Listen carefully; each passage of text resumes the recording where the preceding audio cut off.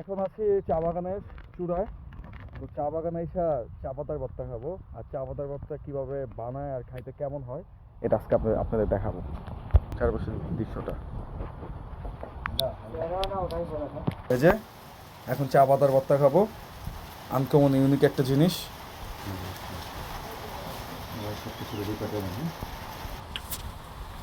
পেঁয়াজ কাটতেছে, আমরা এখন চা পাতার ভর্তা খাবো। পেঁয়াজ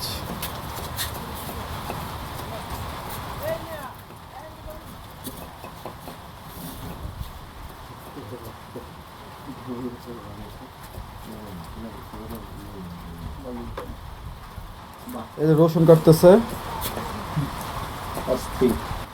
বোম্বাই মরিচ, যে আরো উপরে এই যে চা পাতা নিল,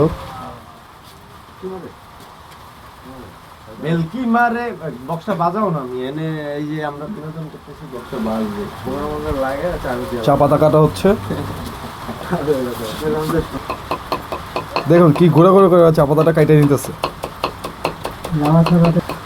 হয়েছে হয়েছে, দাঁড়াও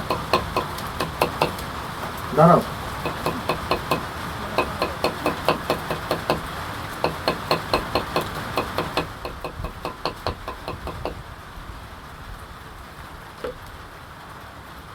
এখন দিয়ে দিল চা পাতাটা পেঁয়াজ মরিচের সাথে। এখন আরো মশলা মিক্স হবে সম্ভবত, দেখি কি কি দেয়।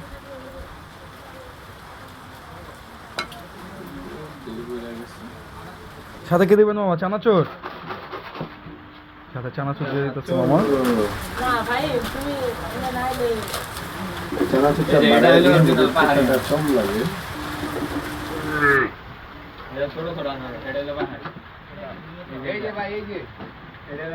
ভাই আমরা খেয়েছি, খুব টেস্ট, মিষ্টি অনেক।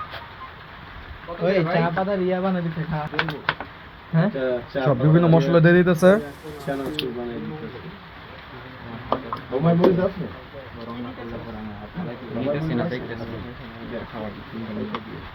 তিনটা দিয়া তো পুষবো না, পুষানো না, মিক্স করতেছে। এই যে হয়ে গেছে চা পাতা ভর্তা। পাতা দিয়ে আবার চামিচ বানিয়ে দিতেছে।